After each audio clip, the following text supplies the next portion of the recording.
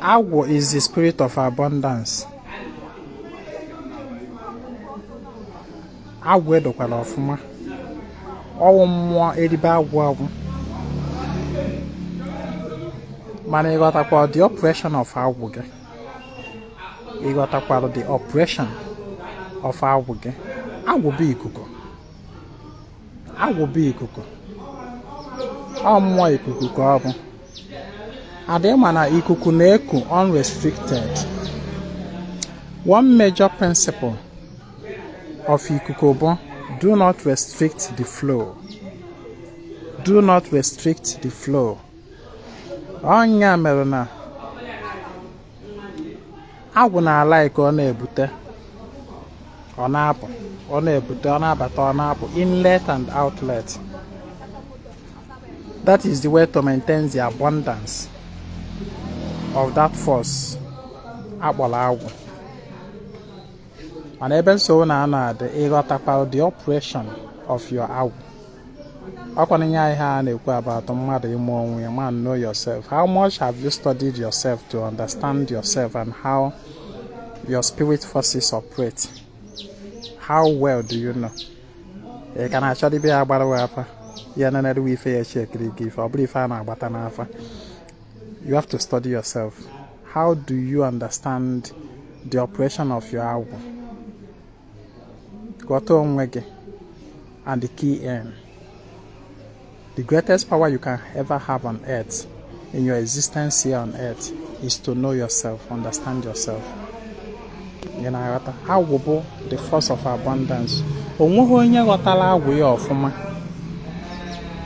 bịakwa live in line with the principle of agwụ that we ever lack. You know, a man nọ n'ihe ụkọ for long. And they got an agwụ nwere rainy season and dry season. Mana ị na-echukwa agwụ gị ọfụma. The dry season of your agwụ will not be long. It will not tarry for long. Yes. Ndị be anyị na-asị na ọ na-abụ agwụ na-ebute. Ọ na-ebute akụ, ọ na-ebute ife ọma. Ọ dịka asị na o nwere oge ọ ga-agba break. Mana o mechakwa gba break, ọ dịka asị na ọ ma mbutekwa ọzọ. Ọ ga-ebutekwa. Ikuku anaghị blow in one direction.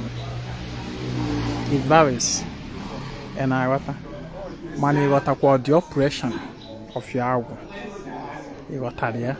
Study yourself and know how do your spirit function. Function. And one of the ways to boost the force of your agwụ is to be in line with your destiny. Your destiny.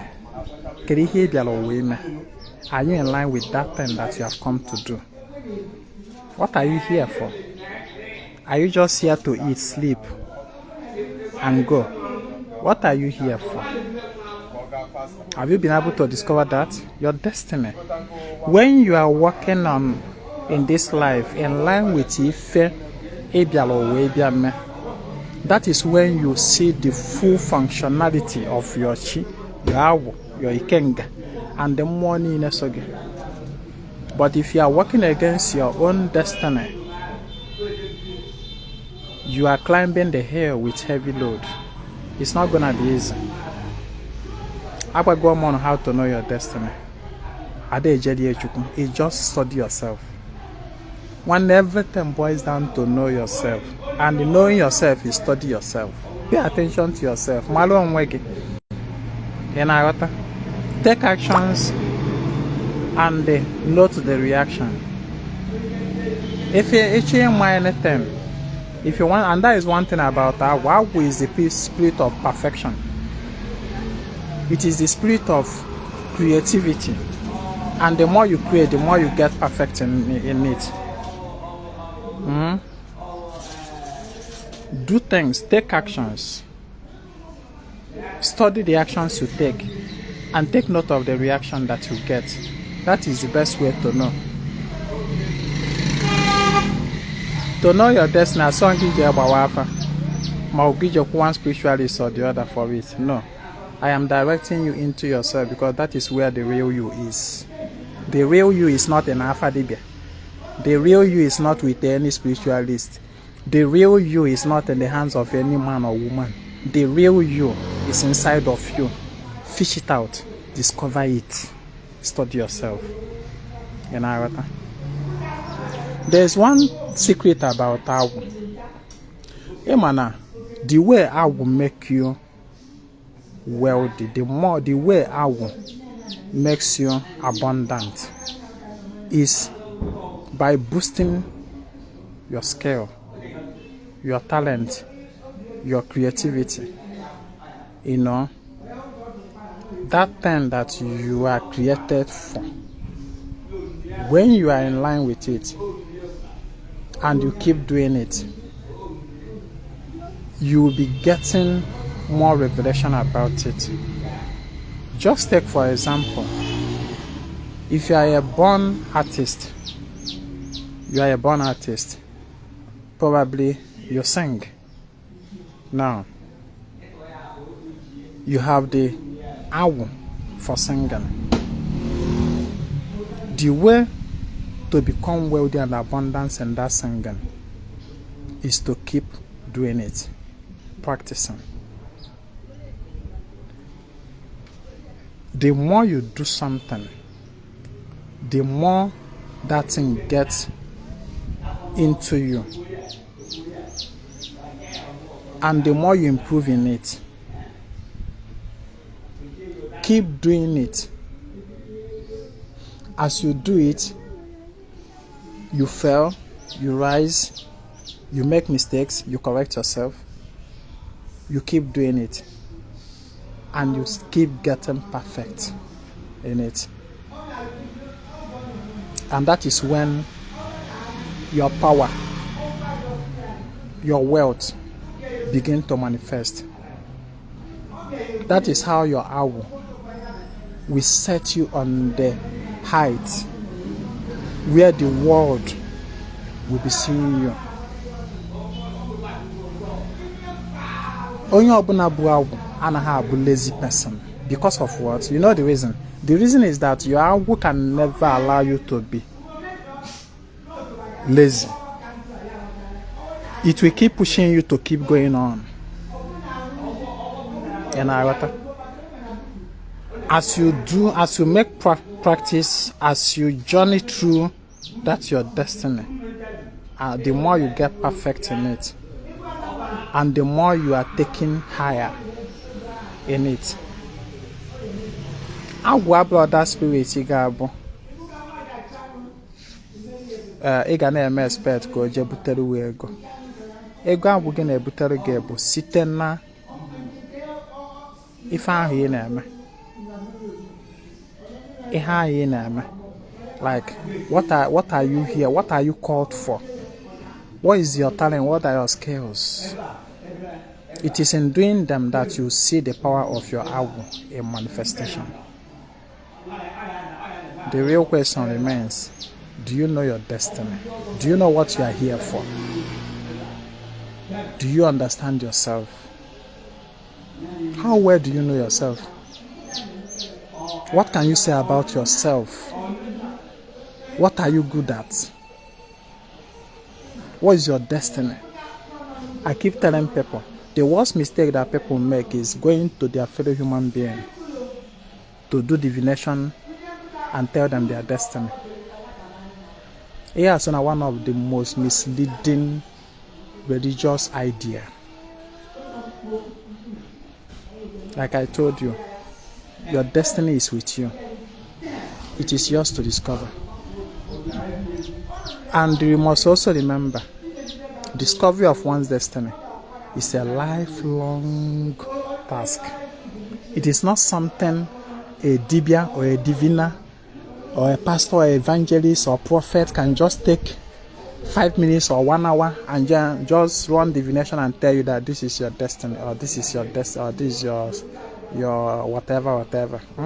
It's not as easy as that. If it were like that, then you become lazy. One thing about Agwụ is that Agwụ, the knowledge of Agwụ is limitless. But Agwụ is about specialization. Specialization. That is what I mean by when you keep doing something over and over and over, you keep practicing, you keep getting perfected in that thing that you are doing. For example, you are a dibia and you focus on that dibia practice. You know the particular area of your specialty in that dibia practice and you focus on it. You become known for it. Even on a medical doctor. When a medical doctor specializes in here basalo anya, for example, anya. In the sense that no matter what if any that anya, no matter the sickness, no matter what if anya on a gabiga, brew that anya will that doctor, or gafanata for me that anya or the common. Mano, where you get that same doctor, only if any meganafon. Ibulu afoga obuje the doctor o we kemanya mani for game na afa mana obula na ihe gbasatala anya o mego eme for years mekwe gain so much experience that no matter the problem of that anya ibutere ya o ga solve the experience have become part of him. That is specialization. And that is why Igbo talk about Agwụ. Agwụ is simply to specialize. When you what you are just simply told is go and specialize. Go and specialize. Because upon Agwụ, you can a kikuko. You can like a doctor. You'll be tossed about in different areas. You'll be tossed about. It's just like being jack of all trade. In agwa afọ, in agwa nta, in agwa ọnụ, in agwa ụkwụ, in agwa brain, in agwa nka. You are not specialized. And then when you can never be perfect. Because you are doing everything. So obviously we Agwụ simply go and specialize. Go and specialize. Cause that particular one bunke then achigi come manifest. That is just Agwụ. Onya mere abịazịa na Igbo abịa adọta the energy of Agwụ adọta ya institute where depending on the otu ndị si emezi. Alunyia enwe base obliging kede fair in ikuku. Because whereby you are not specialized, you are still being tossed about in the air, you are neither there nor there, you are neither here nor there, you are just and you can never be perfect in any particular thing. You can never make mistake. Manelo Agwụ is specialized here. Agwụ, for example, now with the gift of maybe this medical doctor you were a doctor, but what aspect of the doctor are you called for? What aspect of dibiaship are you called for? Away bahafabu your area where the dibiabu na dia Agwụ all malafa dibia malafa is about Ibafa. Yeah, like this, no matter how deep a problem is, or the solution, the cause, the solution. No matter how hidden. When the DBO only issue atiba, issue when the DBO no bo HYJ. And which one are you specializing on? Once you're able to discover that and you focus on that, that is when Agwụ will become perfected eventually.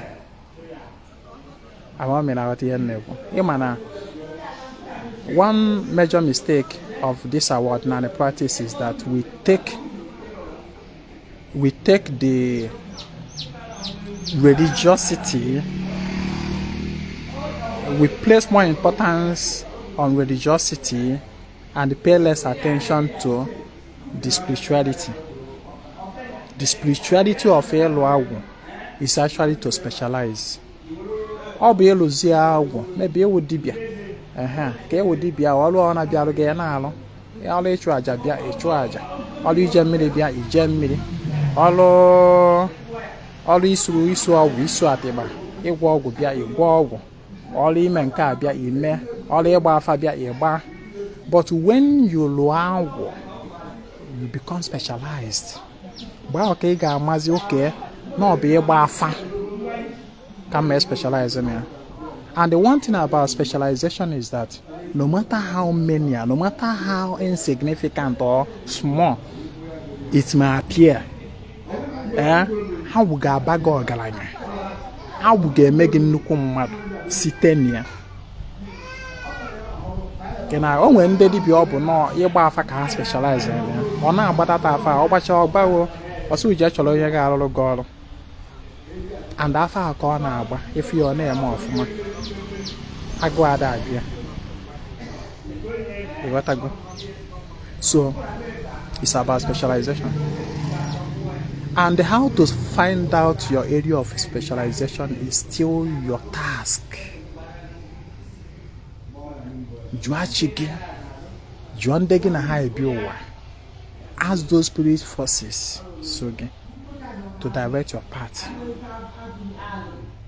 And what you ask them. And also pay attention. Listen to yourself. Listen to the voice of your conscience. Listen to your mind.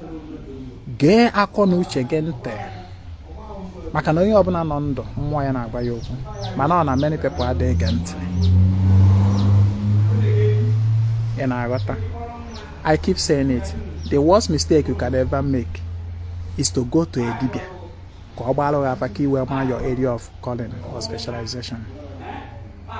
Ịlụ agwụ, jụọ ndị agwụ gị ka ha reveal ọrụ gị, ka ha kọwaa gị. And they will give you that revelation in many ways. All you need to do is pay attention. Close your eyes. Open your mind. Close your eyes. Open your mind. You see through your mind, not through your eyes. In Agata, Malone Wege. Man, know thyself is not a day job. Ezinwa Anaedo ka na-afụ. Chino says Akajiọfọ Ezinwa. I'll keep teaching the more I know, the more I can. Mana onye gbara ntị nya nọrọ. Ene ife mmụọ na-ekwu itinye n'ọrụ. My name is Ezinwa Anaedo. I come for a total restoration of ordinary omenala Igbo. Inweta ozi a pinye aka na share button. Tụsa ya. Cheta na ebe nkwọ anyị na-emesara aka ndị mmiri na obi anyị. Maka ndị nwere mmasị iso ya. Saraka ndị mmiri ji akpụ ụzọ ebuni elu. Asụ ụzọ. Saraka ndị mmiri ji ebupụ ụchụ, ebupụ ogbochi. Ka o wee kwekwanụ gị na-agba mbọ. Ị na-abụkwa n'uru dị na mbọ ya na-agba. So ya na ya waja saraka agwa ndị mmiri ka ha bupụrụ gị ogbochi n'ụzọ n'iru afịa gị n'ihe ị na-eme. Ka i wee fụkwa n'ụzọ maka na many people ada aghọta ya na ndụ fa. Many people onwe ozi ihe a na-aghọta. Ezinwa Anaedo Ezinwa onwe ozi ya na-aghọta na ndụ ma. Bịa gba ndị mmiri ka ha kiriere gị ụzọ, ka ịfụ ụzọ, ka ịghọtawa ife. Ekenekwa ya nga. Ịchọkwanụ ka awarụ ọjị na-agwụ m. Ịbịa na be m. Ịbịa iwere ọjị na mmanya. Ịgba mmụọ okwu. Gwa ihe ịchọ ka a merụ gị. Mana ya gwakwa ha nke ihe emerụfa. Aka nịkwa aka ebe agwa aka nne. Monthly ritual for the month of June ka na-aga on. Maka ndị nwere mmasị isonye. Saraka na-aga on every nkwọ. Maka ndị nwere mmasị isonye. All these things bụcha avenues. Ezinwa na ezumezu esi enyere ndị mmadụ aka. Maka na ọkọta ọkarịrị. Onye ukwu na ebe onye nta na ebe. Mana dibịa ụwa ama mgbu onwe ya. Ọkwa dibịa mee ka ọ ya eme. Ozukwa ya n'ike. Ọkwa na mmụọ bụ dibịa. Onye mere most people ha bere bi otu anụwa kọketa. Ihe mma agwa onye ọngba. Ime na nke ọwa ọkụlọ. Ime na nke ọwa ọkụlọ. Ije n'ebe ọwa ọkụlọ. Ije n'ebe ọwụrọ nke ịghọtara nsogbu adịlọ. Mgba. Gbala ọjị na mmanya. bịa gba ezumezu okwu ịgbanụ fan mana one thing na-adị eme if you come to my place for such ọkwa nna agba mmụọ okwu ana m agbakwukwa ezumezu mmụọ ndị so gị machi gị ma ndị isi ebe nna gị ma aja na ebe nna gị maka na ama m na ịbịa gba ezumezu m okwu for example fama ihe dị otu a ma ihe dị otu a chi gị na-ediri itinye aka ka o wee gazie maka na ọ na-achọ onye donile ọ gazie ndị isi ebe nna gị na-ediri itinye aka ka o wee gazie aja na ebe nna gị na-ediri itinye aka ka o wee gazie ị na-aghọta so ka m na-etidoro gị ọfa ana m agba ukwefa ka ha kwekwa ka efe bịa yọ na-agwụ m ka ọ mịtara gị ezi mkpụrụ ọ ya agazi ekenekwa ngụ kaba alụfọ na ị na-aga ọfọ everyday na-aga ọfọ everyday whether good or bad. Let there be no day that will pass without you offering something to Chigin or Lagina. When you are devoted to more consistently, that more agahafu go get where say no to your need. That is just one secret I found that. Man and neck and on. I have to stop here. You went to see if you want to be part of the Nkwasaraka and chat me on WhatsApp 08032477868. Next Nkwasaraka comes up on Monday, right? Today is Friday. Eshibu Saturday.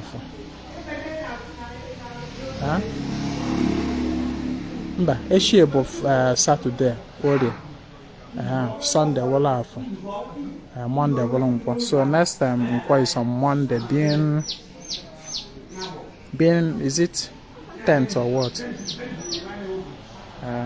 of June. So but just know that Saraka goes on every you should have Igbo calendar on your phone. When then I be up them numbers Ezinwa kedu afia tata bụ o were ya nke sịrị na ote n'aka ya na dowere village na ya amaghọzi ife ụbọchị na-enye na ya mara mbọsị nkwa na eke na orie nsị ya eziokwu na jet age ya nọ ya na kọmputa age ya nọ ka ya ka na-aka aka ya na village tupu ya mara ife ụbọchị na-enye when Igbo calendar app juru na Google Play Store, just download one that is accurate anyway, because a lot of people na upload this app dị iche iche. Chọọ nke dị accurate and then have it. Chifo mbọsị ọbụla imepe the app mara ife ụbọchị nye so mana m kenere ọnụ every nkwa Saraka na-aga on, be part of it. 08032477868. That's my WhatsApp number. My name is Ezinwa Anaedo. I come for a total restoration of what Nanomena Igbo.